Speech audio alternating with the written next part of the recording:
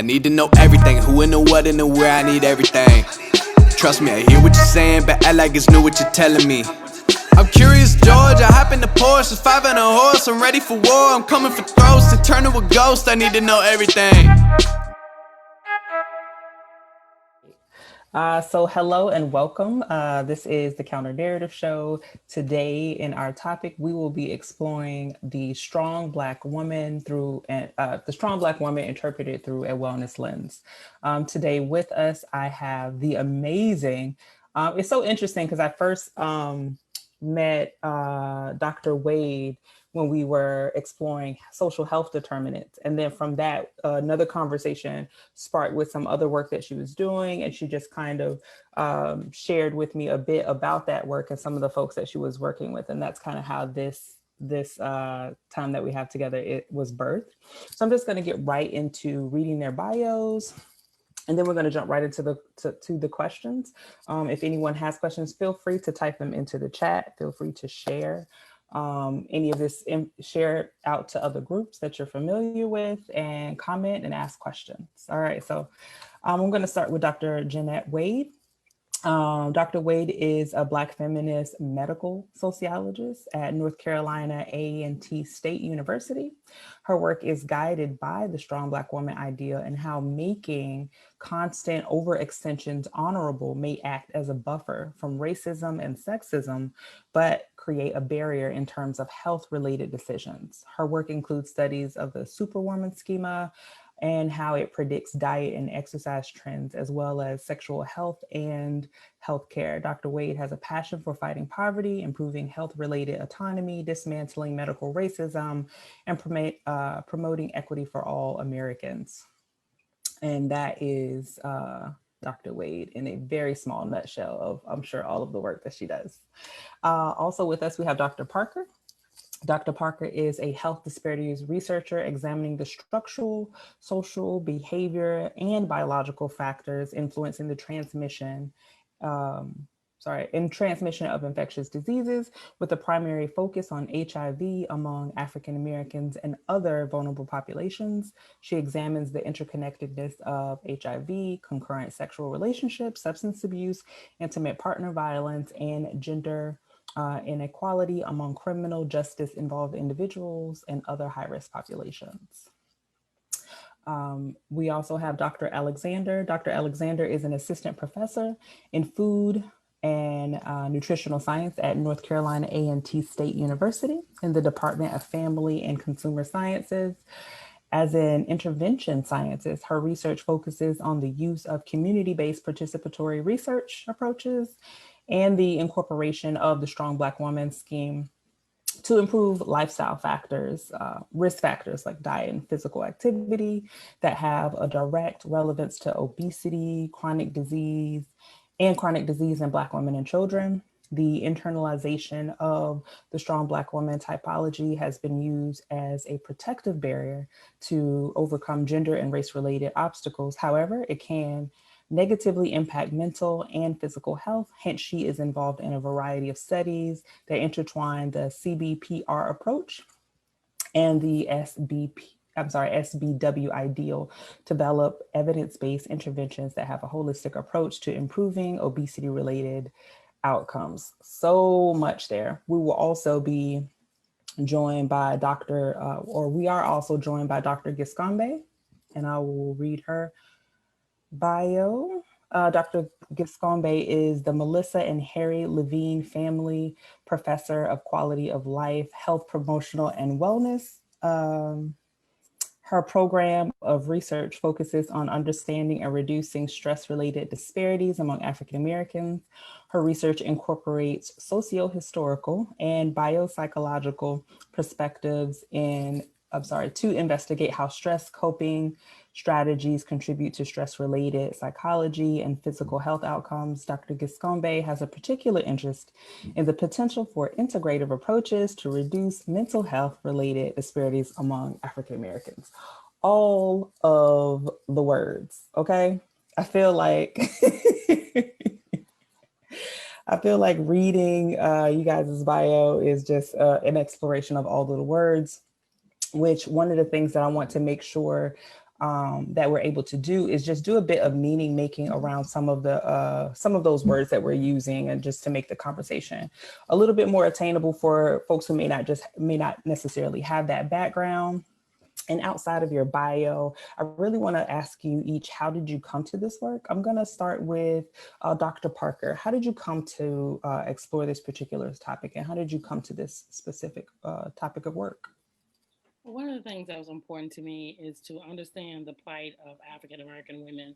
My research focused on mainly around incarcerated women and women of color, and understanding the struggles that women of color have gone through. And then also being in higher education and having an opportunity to be exposed to other women and their experiences, and realizing that some of their experiences look like mine, and really being able to kind of tap into what does this Black Superwoman Schema look like, and Mm-hmm. how is it manifested, and how it has played an impact in the lives of Black women, and looking to help Black women to understand how it's playing playing a part in their life, but also how do we have good health outcomes around this, and how do we deal with the stress and the expectations that are placed on Black women. Expectations. Expectation seems like such a light word, but it's so much. Particularly, I feel like when women are carrying multiple roles and multiple relationships, there's like all these particular expectations with that. And I feel I also find it interesting that the incarcerated women was your entry point into that, and some of the potential correlations between these expectations and stress and incarceration. I look forward to hearing more about that as we move forward in the conversation. Now, for you, Dr. Wade, how did you come to your work? Well, I trained as a sociologist, and the way we study gender is basically on a spectrum of masculine to feminine. And the more I learned about Black women, and when you test them quantitatively with that spectrum, they always fall on the very masculine end. But I was like, I like to get my nails done. I'm a girl's girl, but I am all these traits on this masculinity scale. I'm assertive, I'm aggressive, I'm a risk taker, etc. So I was just like, there is more to gender than this BEM scale and the way sociologists see gender, because for Black women, we're on both ends of the spectrum at all times. So I read a quote that was one of those life-changing quotes.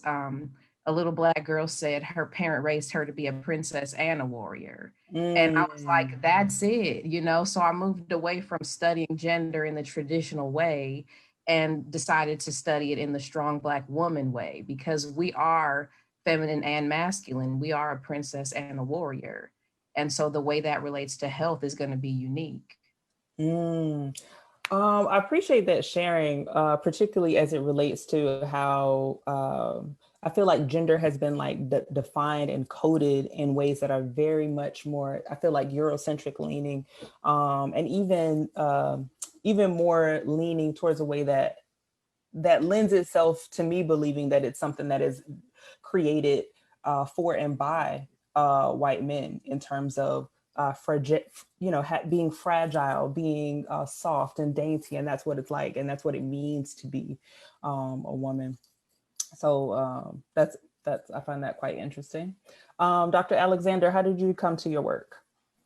So I started in really focusing on childhood obesity and utilizing this family-based approach. So incorporating the mothers and the fathers. And every time we would have these programs and these interventions, you would see Black women and their children. Mm-hmm. And they're very much the same as it related to just overall obesity and chronic diseases that they were facing. And my question was, okay, we see this in the children, but what about Black women?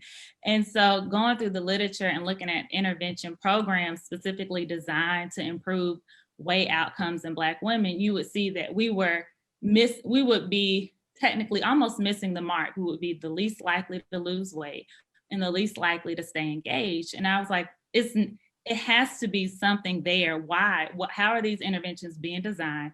And what's the missing piece? So because everyone's not meeting the same mark. So funny story, during our first day of faculty orientation, I met Dr. Wade. We randomly sat at a table and we were just talking about our interests. And I was like, I really want to help Black women when it comes to weight and obesity. And she said, I want to help Black women too. And so we've just been on this journey to really understand how we can improve health, physical and mental health in Black women.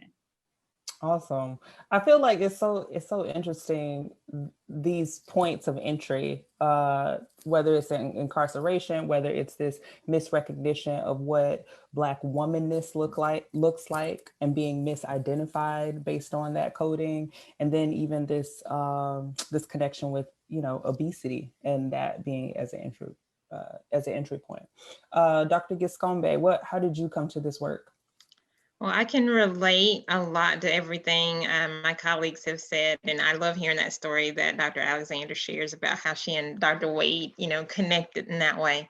But similarly, concerned about health disparities faced by African American women, particularly adverse birth outcomes, low birth weight, preterm delivery.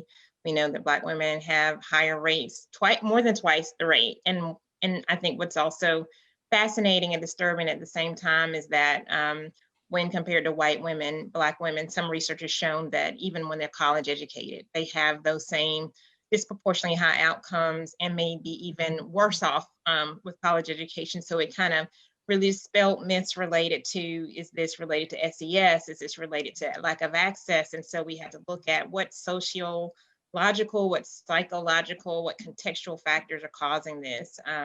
And so I've been interested in stress and health disparities, and the more you look at stress and health disparities, you see that it not only affects birth outcomes, but obesity, cardiovascular disease, diabetes, lupus, just a number of different things in the lives of Black women. And so similar to what Dr. Wade said, you know, what are the nuances that we're missing when we use traditional ways, traditional measures of that are used on other people or to develop for other people. So there was a need to talk to Black women to figure out what their perspectives were. And so that's how Superwoman Schema was developed, from conversations with Black women across various age groups, educational backgrounds, occupations. And what we found was that it's consistent across those groups. And so it's something in the water, as they say, or something in society that's causing this. And because it's not biological inferiority, but something sociological. So in biopsychosocial is what we call it, some biopsychosocial process needs to be uncovered. And that's what we're doing in our research. Since you mentioned it, could you speak a little bit more to the Strong Black Woman Schema and just say exactly what does it mean? Like if you had to like define it in terms for another person to understand exactly what is it and what would you say is its origins? Well, there are different terms that people use, and oftentimes we hear the term strong Black woman. The framework I use the term Superwoman Schema, which includes strength. So Superwoman Schema includes 5 characteristics, including a perceived obligation to present an image of strength, as you mentioned, a perceived obligation to suppress emotions, perceived obligation to resist vulnerability or resist help from others, a motivation to succeed despite limited resources, and prioritization of caregiving over self-care. So those are the 5 characteristics that arose from my research, but there are other concepts that are similar that might have slightly different characteristics. But where did it come from? Women talked about maybe lots of things. So antecedents are distal and proximal. So some of the proximal antecedents were wanting to survive, wanting to provide for their families, wanting to be there for their children, wanting to make their communities better, not feeling like you could depend on other people. So if you want it right, go ahead and do it yourself. But then more distally, they talked about surviving oppression, stereotyping, racism, trauma, all of those things that they needed to do, or their mothers or grandmothers needed to do, that then got passed down to them and are very relevant in today's society. So they may not have ever seen their mother cry. So then they thought that they needed to suppress their emotions, or they saw their mother make a way out of no way. Or if they trusted someone and then were let down, then they realized, well, that might not be in my best interest to do that. And then a real pure desire to want to help family members and friends, but then there's only 24 hours in a day. So when you're putting other people's needs ahead of your own, then there's not a lot of time, or there's this guilt about centering yourself in care. There's so much there to what you said, particularly with that list of things like suppressing certain emotions, not wanting to display that you need help, prioritizing caregiving. And as I hear all of those things, and even hear some of the ways in which they are, like if you're if you're at work and like not crying because you don't want to appear a particular way or what have you, I also hear in them the ways in which they are reinforced by other people.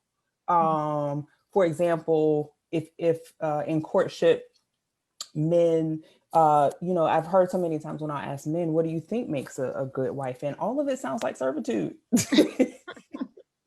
She can cook, she can clean, it's just like, wow. So you need a maid and a nurse and but those things, I feel like culturally, I could see how they're also like reinforced and even worn as a badge of honor. Dr. Parker, would you like to say more about this particular Strong Black Woman origin? So when I think about the work that I do with women who are part of the criminal justice system, there's this need, especially when you're incarcerated, to wear this mask, this emotional mask, this mask to be strong and not to feel. And women who are in prison, many of them have children and they're separated from their children. And just being able to handle those emotions in private, and you don't get a lot of privacy when you're in prison, causes them to put on this mask of being strong and that everything's okay. But then when you have an opportunity to kind of talk with them one-on-one through the research that I've done, a lot of my research is around sexually transmitted infections, which is also related to relationships, which is also related to children and families. And they have an opportunity to exhale and then hear everything that they've been carrying with them, the caring for their families, the economic challenges that they face. And many women are incarcerated for nonviolent offenses. And many of the women that are incarcerated are there because they can't pay their probation fees. So there are a number of factors that play into their incarceration, and it creates issues for them when they return to the community. And they have to be strong for their mothers and other family members while they're in prison, and then also when they come out. And then there's this stigma around incarceration and this stigma around being a mother and being incarcerated. Well, so some of the things that have been discussed, like trauma, many of them have been exposed to trauma, but they are kind of told indirectly, you just kind of hold that in and you just keep it moving. Okay. Go ahead. One of the things that this comes up for me, because I'm around youth quite a bit, is young girls, like teen, adolescent girls, and the rate at which they are getting into fights and the way that, everything is changing for them hormonally and all of these other ways in which they also guard and want to protect themselves. Even from something as simple as being not even, I don't want to say simple, like to trivialize it.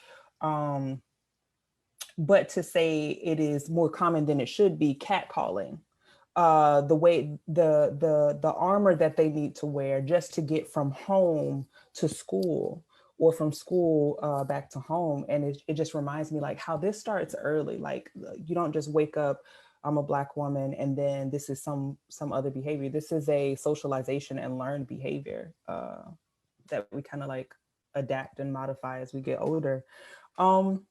Dr. Alexander and Dr. Giscombé, in some of your work, you talk about a bit about health and how the Superwoman Schema predicts diet and exercise. I'll start with you, Dr. Alexander. What has come up in your research or in your reading that has drawn that connection between the Superwoman Schema and diet and exercise? So really starting at going back with like understanding and looking at children, and from a childhood obesity perspective, we're seeing how we use food as a reward when food is something that we actually need. And so going back to thinking about how us as women or Black women may use food almost as a way to kind of cope and a way to hide and to be vulnerable. Because when I think about it, we like wearing these different hats is with this being a strong Black woman, being a superwoman.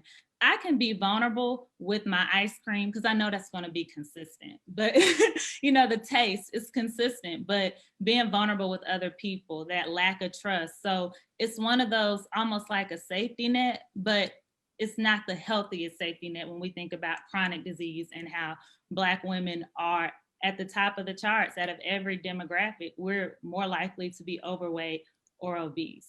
And Dr. Giscombé can really talk more to that as well.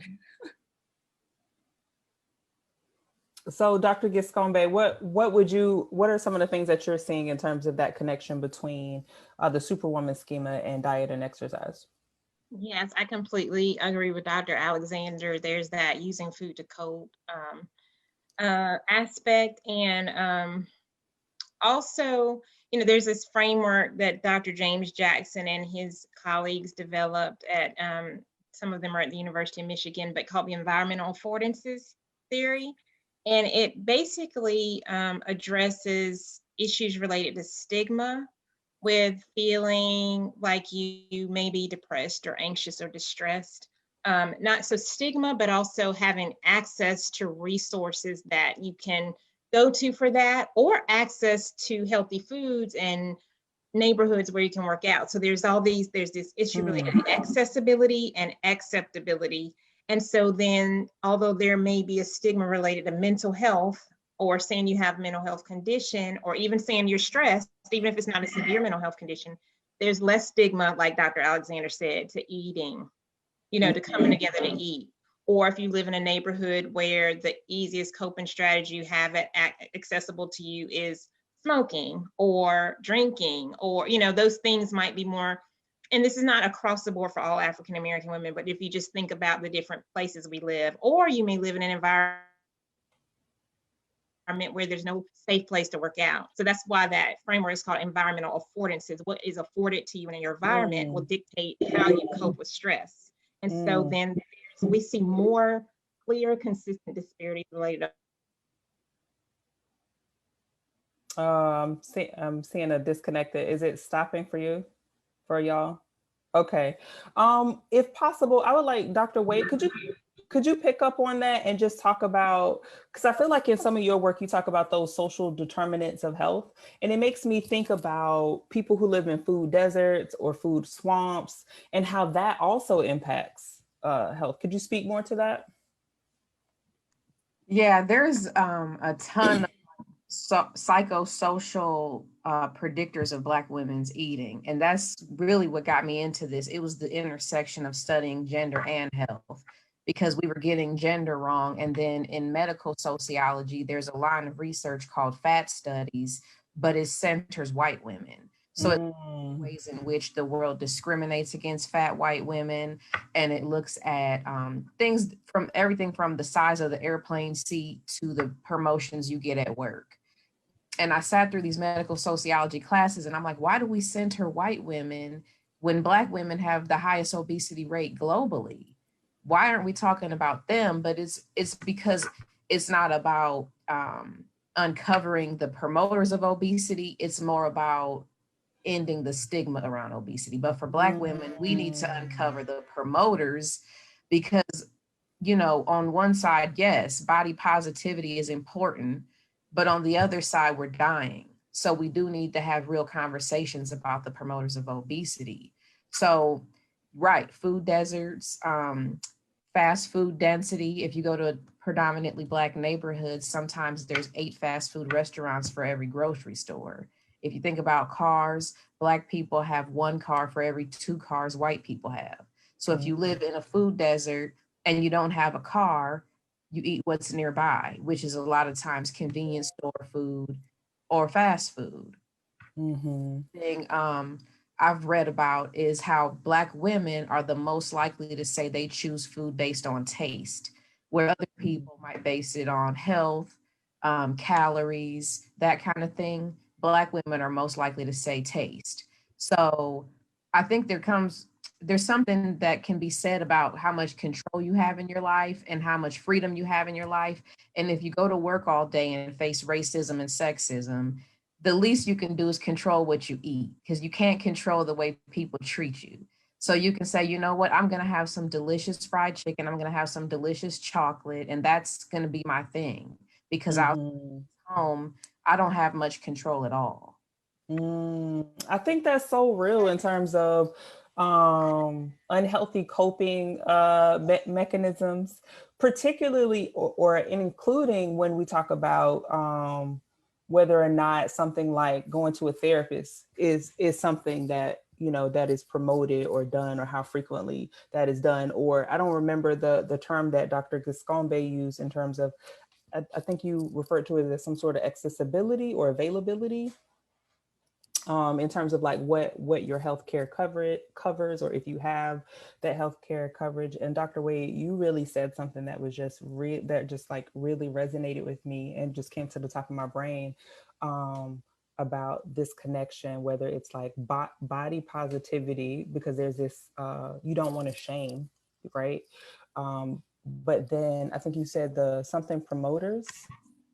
Yeah, it's the things that promote obesity. We do want to study those things at the same time that we, you know, talk about discrimination and talk about better ways to treat fat people. We also do want to talk about promoters of obesity, especially if there's a particular group of people that are dying.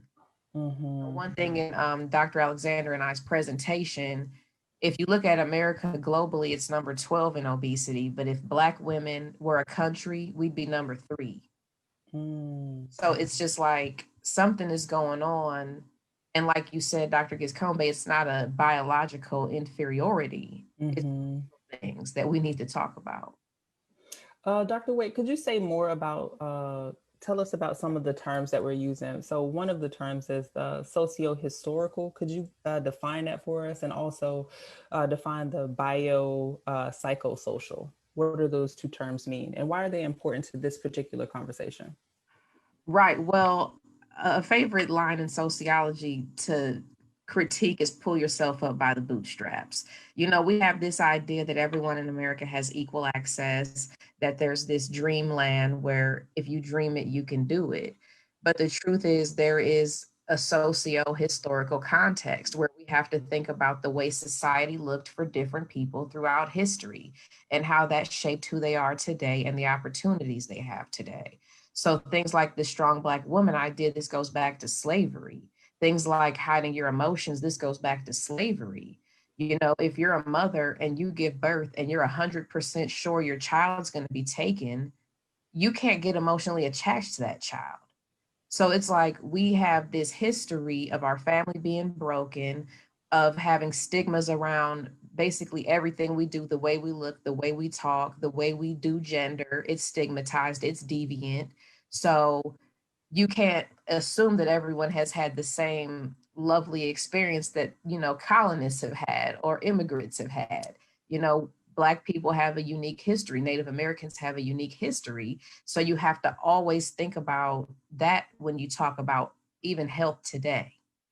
And then as far as the biopsychosocial stuff, I think it's like the intersection of all of us on the panel. We have a nutritionist, a nurse, a social worker, a sociologist. It's all the ways we see the world, and it's all the ways our humanity is. You know, we're not just biology, we're not just humans. We are also psychology, we're mental health. We're not just mental health and biology, we're also sociology. So we exist in a world at a given time, in a given space, whether that's, you can look in America, are you from the North? Are you from the South? Are you from the coast? Are you from Midland? So the biopsychosocial is all of you. Why you eat because you biologically need to. You might be psychologically depressed. And socially, you live in a food desert, so you're headed to Popeyes. It makes me think of ecosystems. And then I feel like it goes even further than ecosystems, because it starts to talk about the internal a very strong internal aspect to this whole thing. If you are watching right now, you are watching the Counter Narrative Show. This is the Strong Black Woman Reinterpreted through a Wellness Lens. I'm going to go to the chat really quick because there's a few questions. One of the questions comes from Precious. She says, how can we address obesity without fat shaming? She also says, how can we dismantle fat phobia? And she says, there's less stigma to coming together to eat, but there is stigma about being fat that is often camouflage and internalized oppression and respectability politics. Ooh, that went fast. Respectability politics. Being fat is not merely about eating and exercise. Stress increases certain hormones. Lack of sleep impacts weight. So to that first two parts that she said is, how can we address obesity without fat shaming, and how can we dismantle fat phobia? Anyone can take that. I'll take the first part of that with addressing obesity without fat shaming. It's really thinking about not necessarily from the aesthetic, right? But really from that chronic disease. And like Dr. Wade was saying, those underlying promoters to obesity. So when we think about how we're designing it, and from a nutrition perspective, designing these interventions, when we look at the research, it shows that a lot of times Black women, if the focus of the study is related to weight and BMI, Black women are least likely to engage.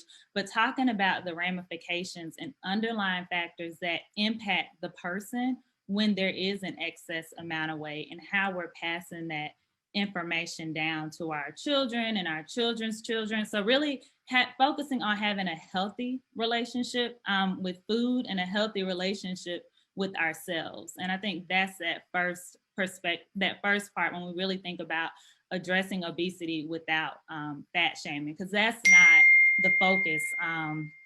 That's not the focus at all, but really to be the best version of yourself.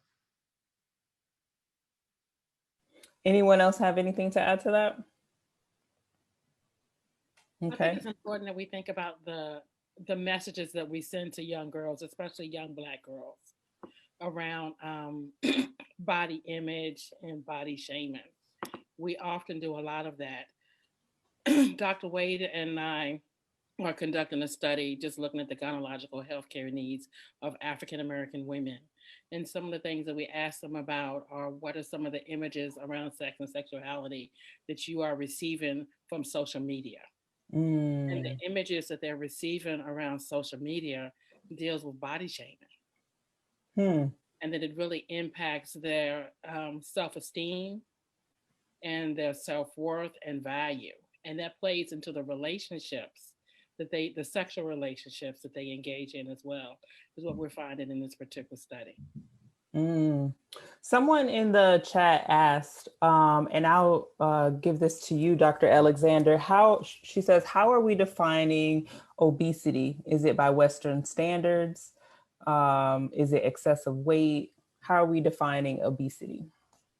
So looking at it really from that scientific approach, when we're thinking about a BMI scale and having a BMI, research has shown that a BMI at 25 or above puts you more at risk for chronic diseases like heart disease, diabetes, high cholesterol, certain cancers. So when we talk about it in the vein of our study, we're really looking at it from that perspective. And really, obesity is not always an aesthetic component, because you can't always look at someone and see if they're at maybe a particular risk for getting some type of chronic disease. And just because your BMI is at a certain point doesn't mean that you're going to get a chronic disease. It just puts you more at risk. And really also looking at it from a waist circumference, because Black women carry their weight in different ways. So just because your BMI might be over 25, how your weight is proportioned also plays a role. So also looking at that waist size plays a role too.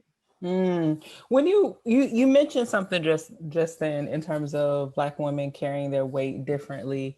Some of what I've seen, I don't know how connected it is to shaming specifically, but even a celebration of some of the ways in which Black women carry their weight, whether that is big butts, big thighs. So there's like this also desire to be thicker. How are we impacted by that culturally? And so thinking about our study and some of the focus groups that we've recently done, we talked about kind of what body image looks like. And a lot of women in the studies have described these, I like to say, genetically modified versions of what people may perceive a body looks like. And then that can also put people in a space to engage in unhealthy behaviors, because you have some women whose body is not shaped, some Black women who are not shaped in a way that is big butt, big breasts, little waist. And so they're engaging in unhealthy behaviors, just like someone else who may be engaging in unhealthy behaviors to be a certain size. So really kind of looking at these unrealistic societal standards that people have placed on Black women, and going back to being that superwoman and trying to live up to these unrealistic expectations. And it's putting our health at risk. Katrina Fox says, this is my first time hearing about the Superwoman Schema, but I feel as though it checked all of my boxes. Shauna Murray Brown says, this makes me think about ancient healing traditions and insights expressing that unresolved trauma lodged themselves in the body. Someone else says they have a question. Has there been any research conducted that explores the impact of mindfulness in disrupting or shifting the expression of the Superwoman Schema? Anyone know about that? If there's been any research conducted that Giscombé is doing that. She can okay. Yeah, I do research on mindfulness and stress. I know my internet is a bit unstable, so I would like my colleagues to take the answer. You sound clear now. I have, look, speaking of Superwoman Schema, I have children doing activities on the internet, and so it does affect my stability. But yeah, so I love that question and comment, as well as the question and comment about healing practices and, you know, how trauma gets lodged in our bodies. And I think research on interventions with Black women. Okay, as she goes out, yeah. So those are great questions, and I think that's where the research is going. And so right now I do have a NIH funded study looking at that specifically. And have done research on the cultural relevance of mindfulness for stress related conditions in African Americans, including Black women. We need it's a spiritual, you know, when we think of biopsychosocial, it's also there's that spiritual piece, the essence, what we carry in our bodies, as Dr. Wade and Dr. Alexander and Dr. Parker have expressed, like the history that we're literally embodying. And there's this concept called embodiment. And sometimes we're so busy that we're not aware of how much we're literally holding on to. So it will be great for researchers to start looking at that a lot more deeply and to develop culturally tailored interventions that take into consideration the biopsychosocial and spiritual experiences of Black women and what we need to be well. I think you're so on point with that piece about tailoring it and including the spirituality piece, because while there may be stigma, particularly for my mom's, more so for my mother's generation, around, let's say, seeking mental health professional, or even doing something as simple as mindfulness, less interested, more interested in talking to her pastor, more interested in Bible study, more interested in going and shouting it out, you know? So I think that is a very important piece. Thanks for sharing that. And just along that line, in our focus groups, if I cut off, just take over. But in our focus groups, you know, I ended up writing a paper with a different title, but I wanted to write a paper called Down by the Riverside, because we had focus group participants who talked about that freedom to emotionally express in church, where everywhere else they had to hold it in. And so spirit means so many things. It can mean religion, but it also means, you know, this level of energy that has integrated in our bodies that can be addressed, you know, no matter what religious group a person is from. But women in our studies have talked about laying down their burdens in church, and that's the safest, only place that it's okay to break down and cry, and people don't look at you like you're weak. Can I add something? I just want to, it goes back to the question about how do we avoid fat shaming, to the question of how do we avoid promoting these, Instagram bodies, and then hearing the passion and joy when Dr. Giscombé talks about spirituality. Another key is just diversity in academia, because we're all Black women who have diverse bodies, diverse religious beliefs, diverse life stories, but what we have in common is that we love Black women and we want the best for them. So the intention of the researcher can have such an impact on the way the research affects people. The center of our study is not shaming fat women. It's not shaming curvaceous women. It's not saying everyone has to be spiritual. It's just saying, let's understand that these are Black women's lived experiences, and let's help them. We called our grant Navigate Your Reality. Let's help them figure out how to navigate their reality. So I just wanted to add that I think a key is diversity in higher ed. Right? Talk about implications of education there.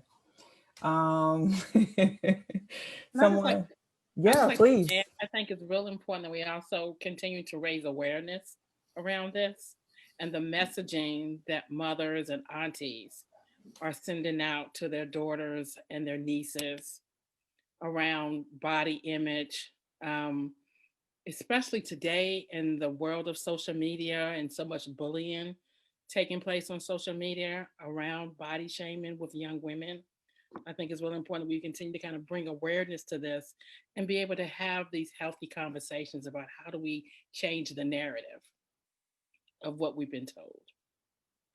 I feel like that piece, Dr. Parker, and I feel like there's so much to as youth develop, and I think of my own 12-year-old daughter.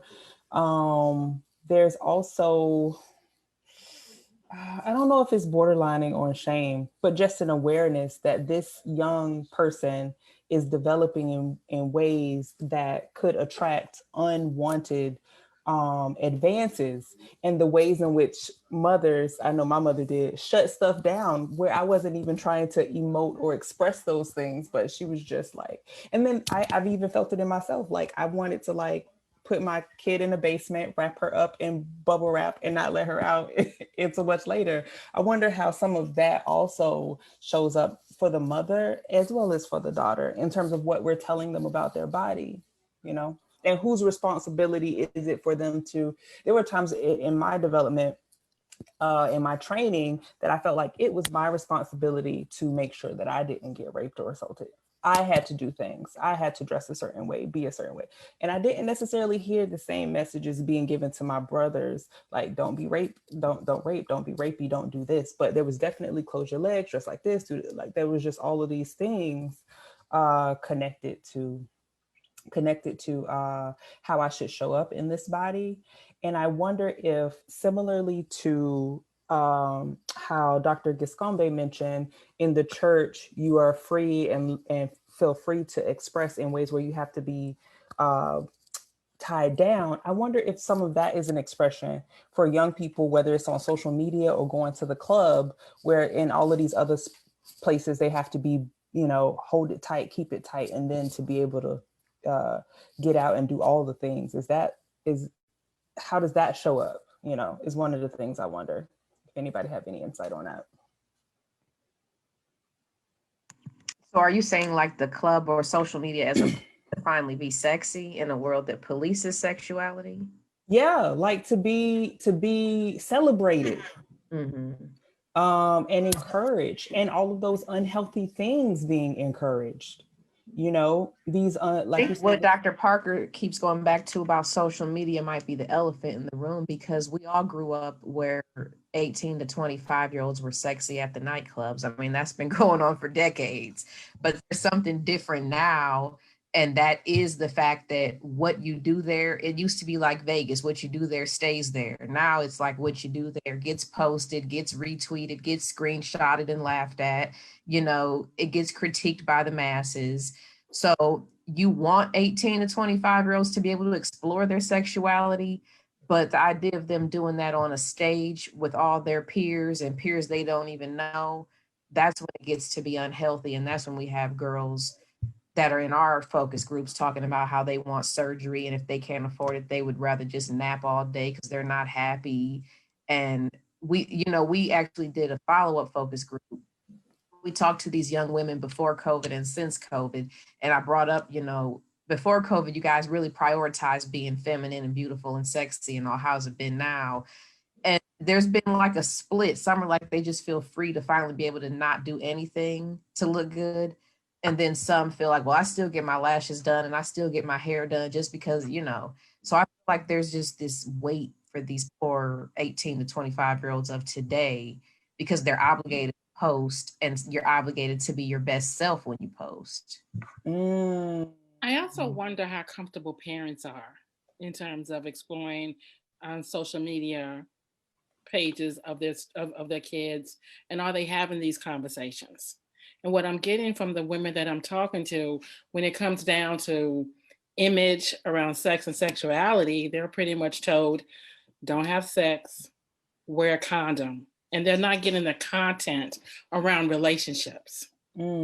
I spoke to a young lady who had a horrible experience around sex and sexuality.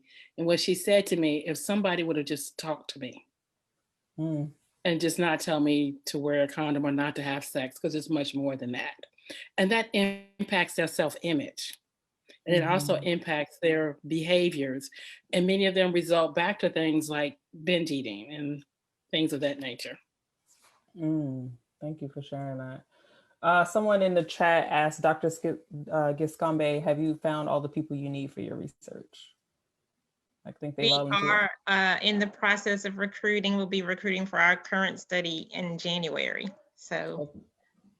All right, y'all heard it. And at the end, Dr. Giscombé will let you know, share whatever information, whatever ways in which she likes to be contacted, whether that's Instagram or Facebook, for the person who wanted to do that, who was interested in that.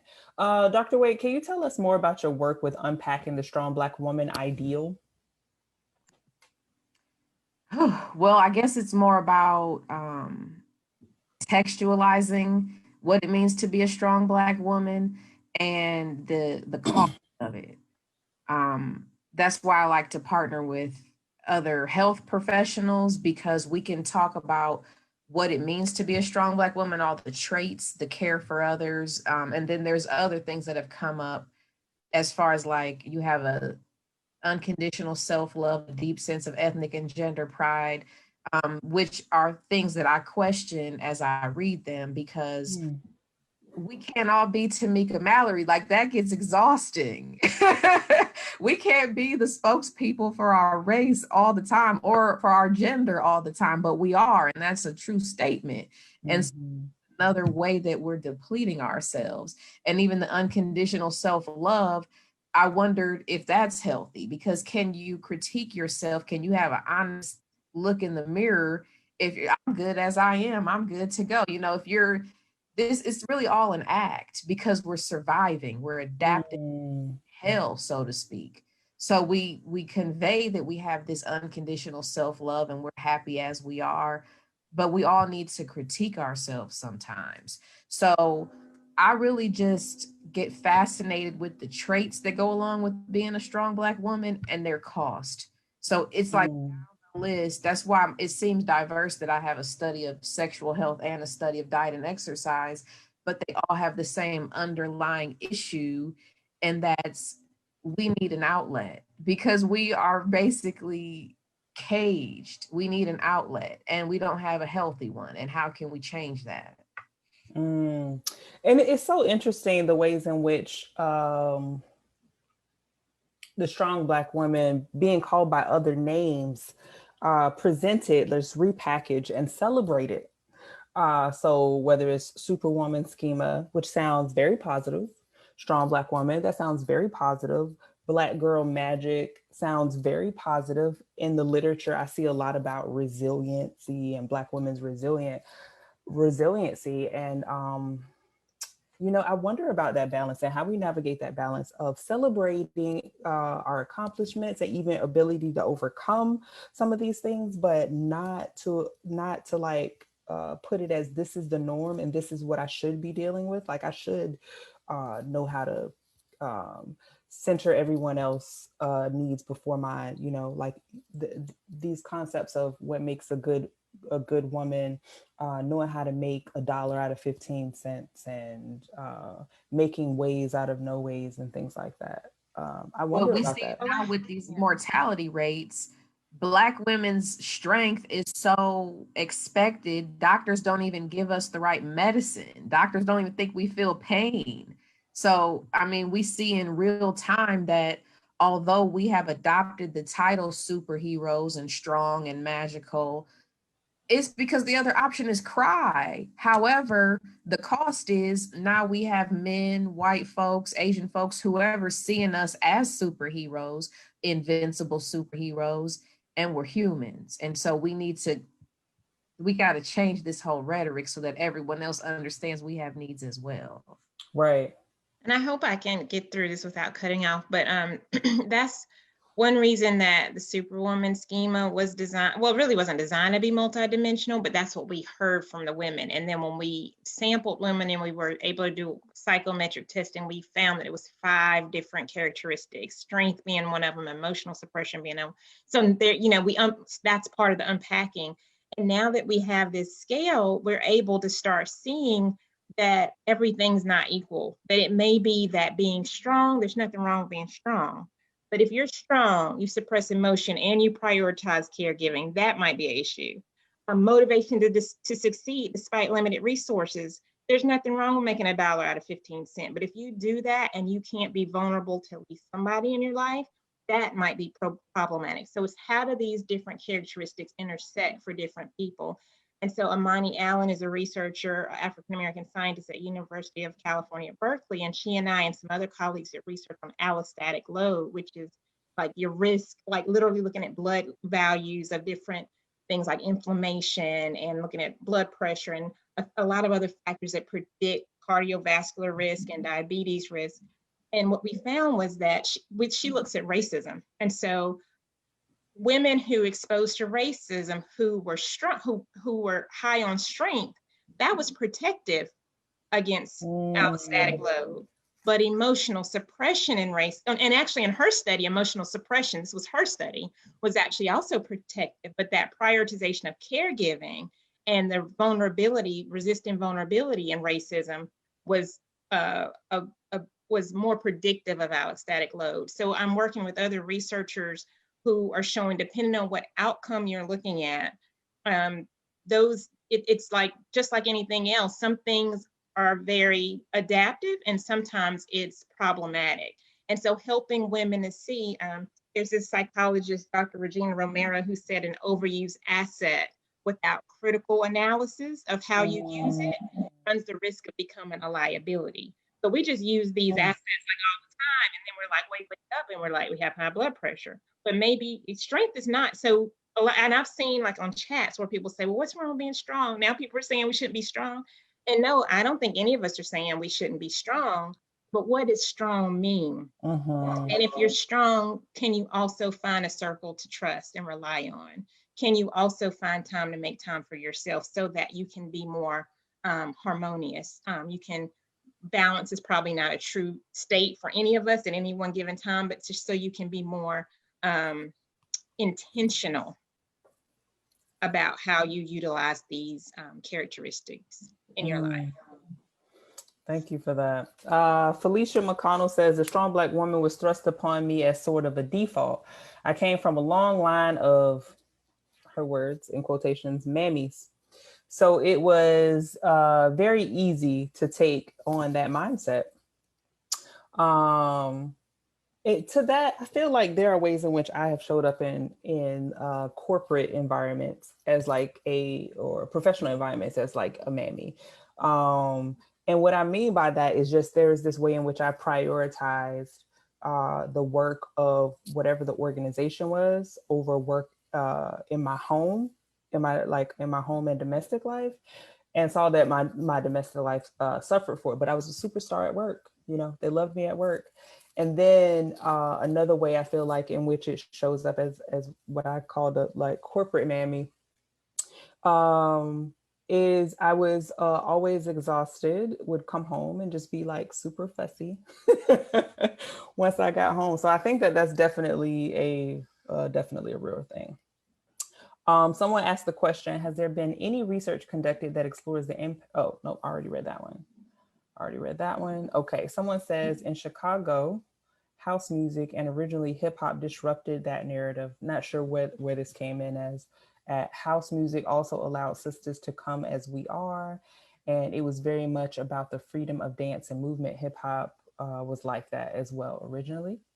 Someone's asked, you have any advice for, and I'm gonna bounce this to Dr. Parker. Do you have any advice for educators of adolescents and pre-adolescent Black girls around interacting with social media and developing their own healthy body messaging and image?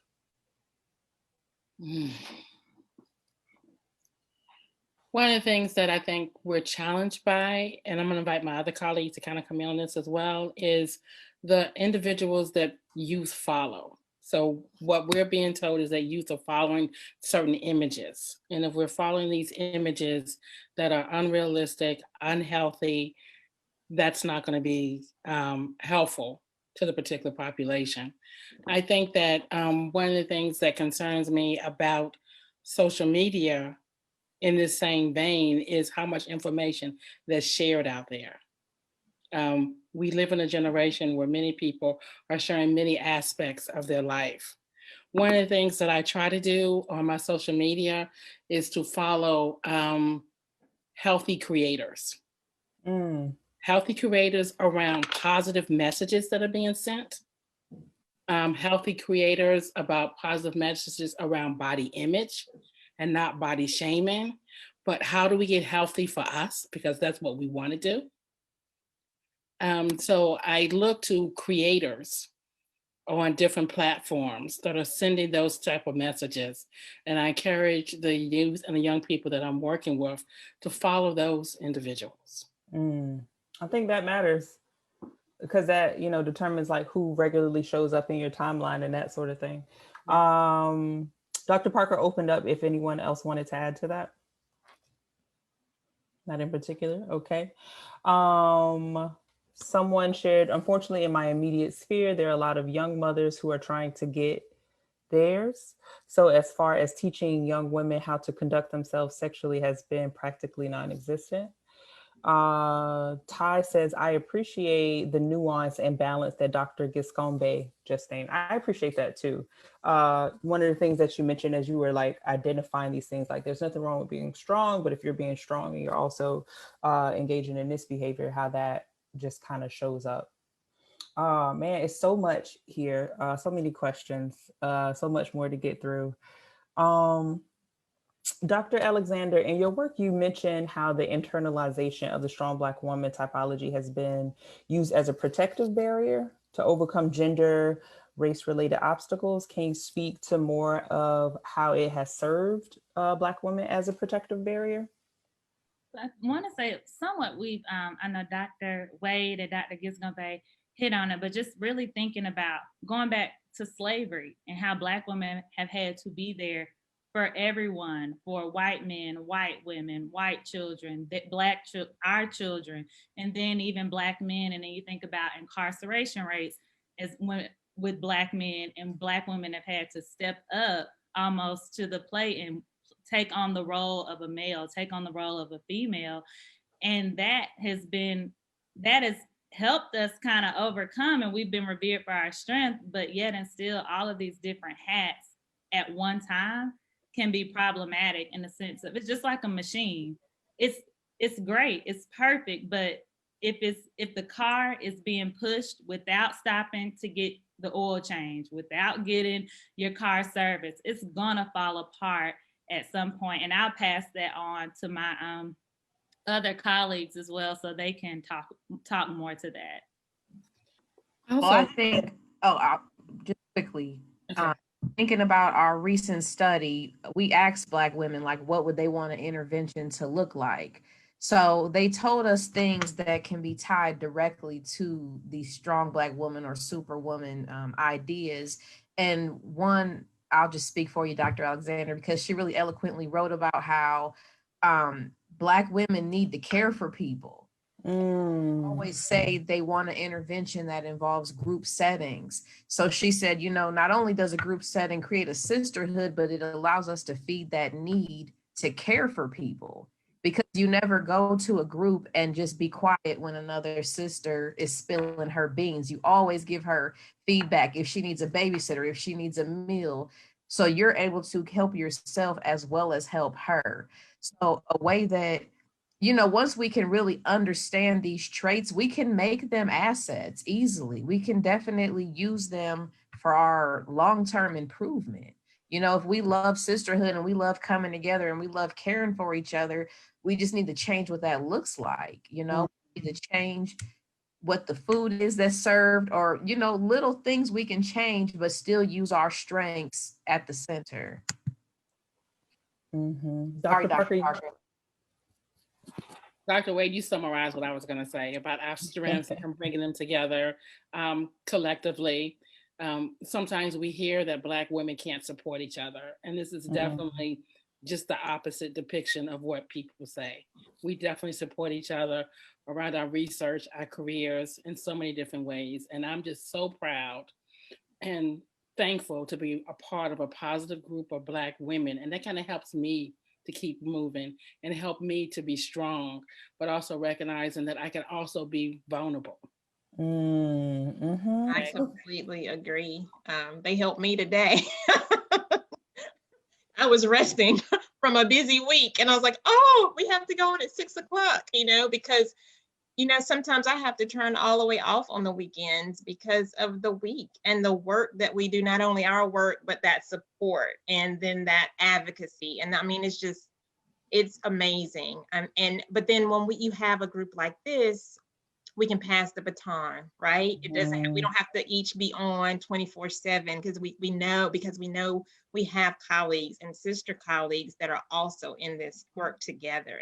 And it goes back to what Dr. Wade said earlier, like we need more Black women scientists because they call these problems, these disparities, wicked problems because they've gone unresolved due to what Dr. Alexander and Dr. Parker were saying, because, you know, we have all these disparities because we haven't had enough opportunity for Black women to bring their expertise to disentangle what's going on.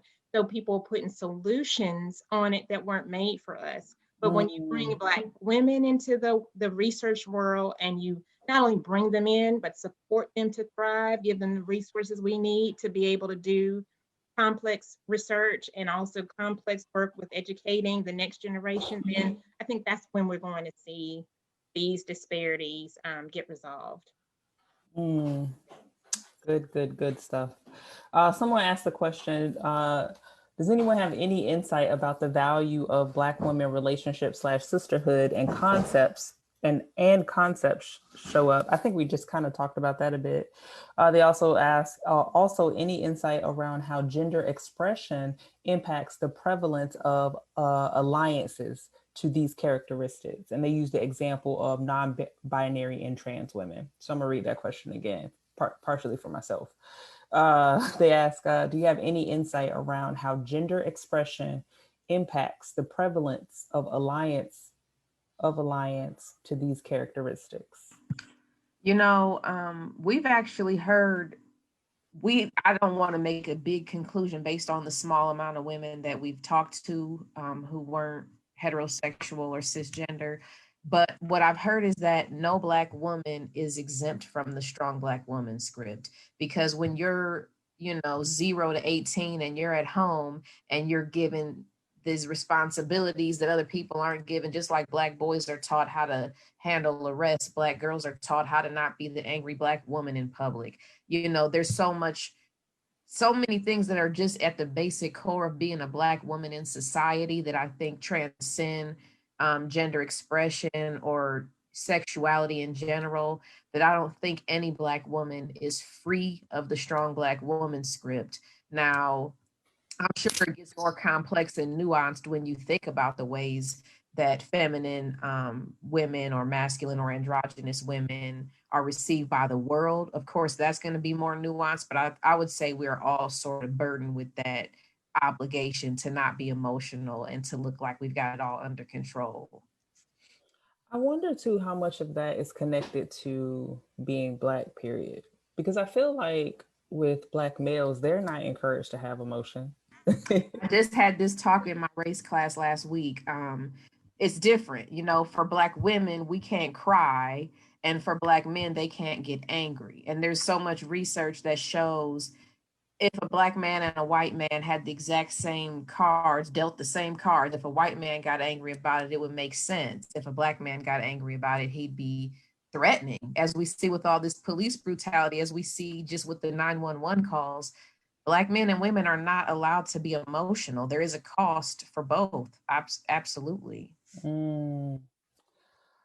Oh, so much. Okay. All right. Let's I guess just one thing I just want to add when I think of please. my transgender sisters and the work that they do and the advocacy around the LGBTQIA community, they have some of the same struggles that we're talking about around being strong, being Black, showing emotion, not being able to show emotion, looking for pockets of areas where you can trust. And also in Mhm. this, it's a matter of where can you trust? Who can you trust to be able to be vulnerable? And a part of this is being able to be vulnerable, which could also help with our emotional and mental health because we sometimes carry so much. I often tell my students I think of Erica Badu, and she has a song about the bag, Bag lady. and I asked them to name the different bags that they're carrying on their back. And a lot of it relates to what we're talking about. And I feel like our Mhm. transgender sisters are carrying some of those same bags. Mhm. Um, yeah, it's so interesting. I feel like the more roles and relationships we have, the heavier it gets. I feel like I started to feel some of these things early on. I was the eldest sister of 5 children to a single mom. So, like, de facto parent. So that shows up. And then there was even some, for lack of a better word, I don't want to say tension. Tension is the best word I come up with it now. When I finally did have a child, from my siblings, because they were like, "You're not going to have time for us anymore," and that was a weird experience for me. I was just like, "Whoa, what is happening?" And they were just like, "You're not going to have time for us anymore. You're not," and it was just like, "Oh my gosh, y'all have like been my kids, all of my life." So some of that. Someone says, "You're preaching now, Dr. Giscombé." Another person said, "Thank you for that, Dr. Wade. We need to care for people." Felicia McConnell says, "Damn Shane, can we just be free?" Ty says, "Okay, so when is part 3?" They're counting the social determinants of health with Dr. Wade as part 1.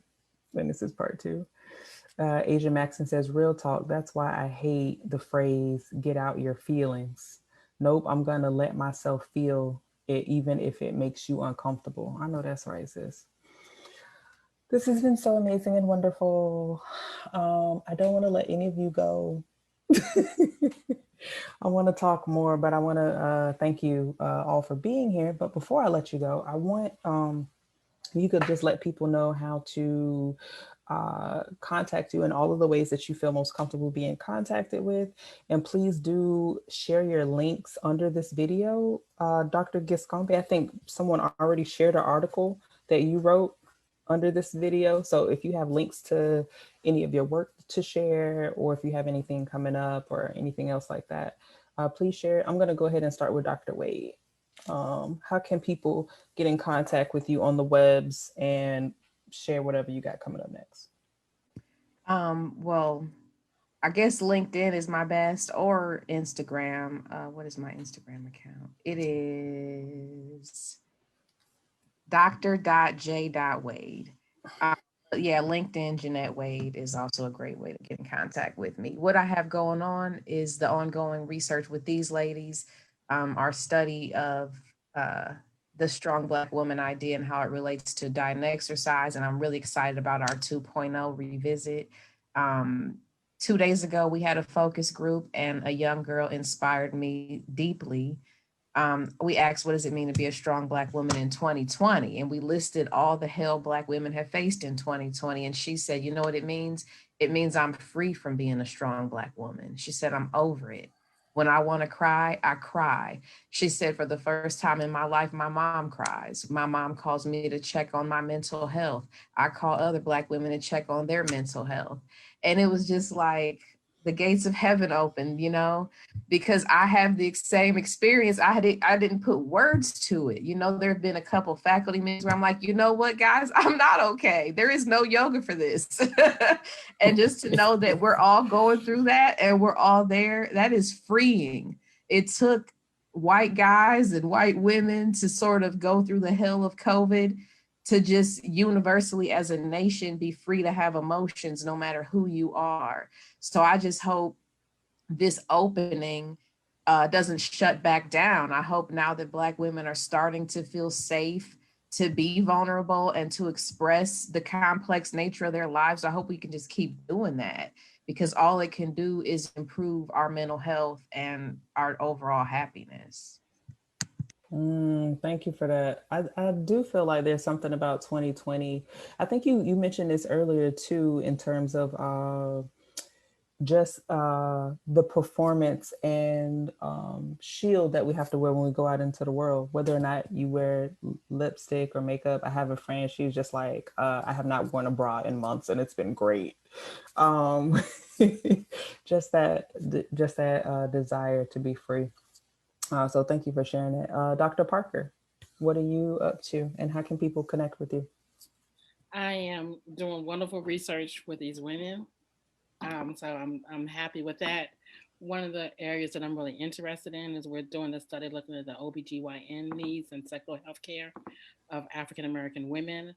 I'm really wanting to dig a little bit deeper around relationships and messages that African American women are given by their parents and family and social media, and how does that impact their decision making in terms of who they choose to have sex with and why.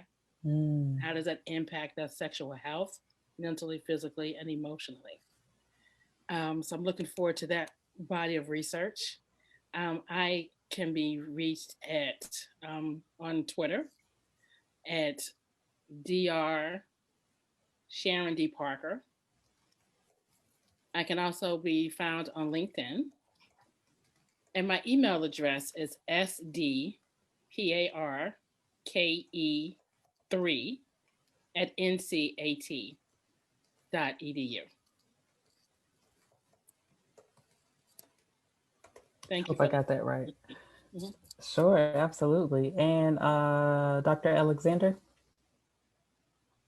So what I'm up to, continuing to do work with these dynamic women. I always get excited when we have meetings and get on calls because it's just so much love, and you can feel that through the research. And then, like Dr. Parker was saying before, like this is a safe place too, so we can take off all of our hats and be vulnerable and talk to each other. And so I'm excited about the work that we're doing.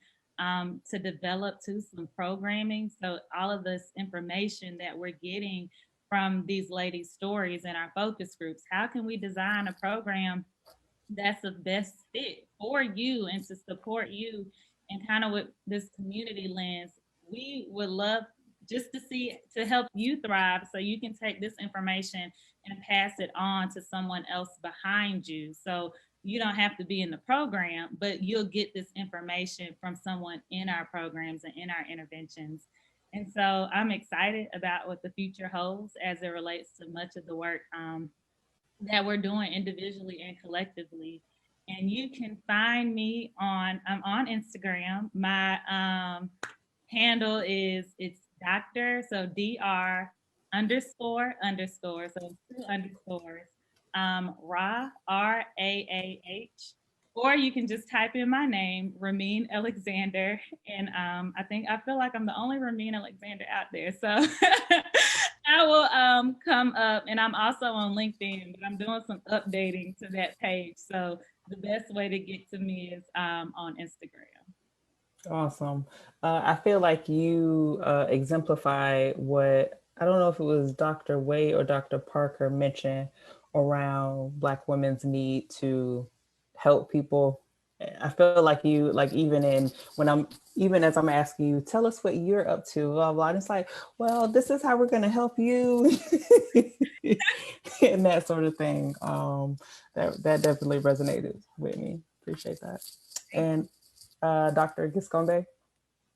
Yes, I echo what everyone is saying. I'm really excited about our collaborative work, and I can be reached at Dr. Cheryl Giscombé on LinkedIn, Dr. Cheryl Giscombé on Instagram and Twitter, and cheryl.giscombé@unc.edu on email.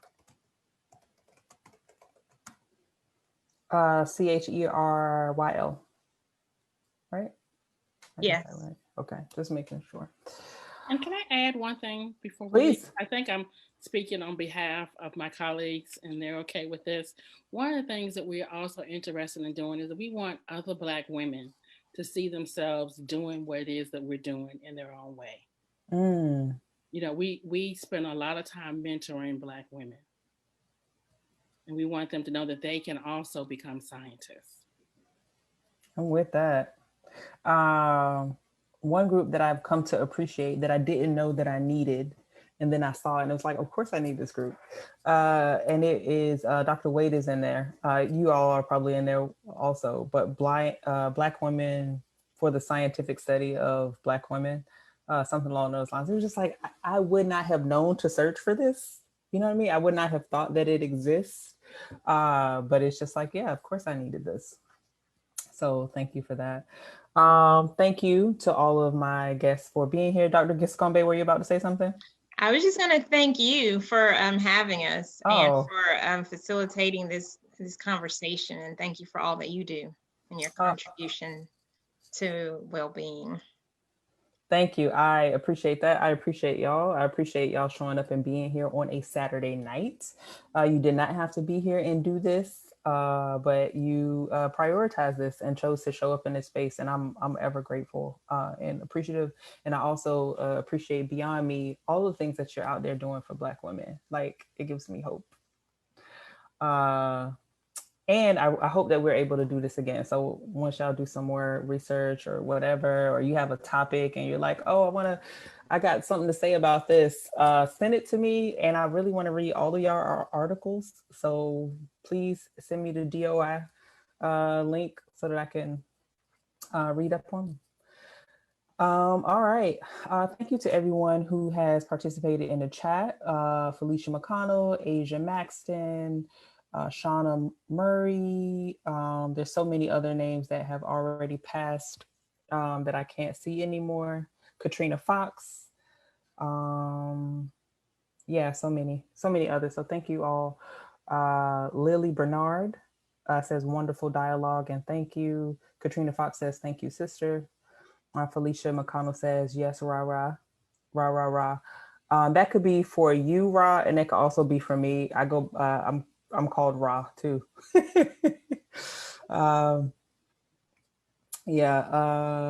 Wonderful dialogue. Okay, wellness to each of you. Thank you for this great conversation. All right, this has been the Counter Narrative Show, and we have discussed, what have we discussed? We have discussed the Strong Black Woman Reinterpreted through a Wellness Lens.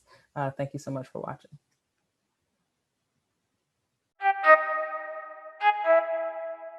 I need to know everything, who and the what and the where, I need everything. Trust me, I hear what you're saying, but act like it's new what you're telling me. I'm curious, George, I hop in the Porsche, 5 and a horse, I'm ready for war, I'm coming for throats, to turn to a ghost, I need to know everything.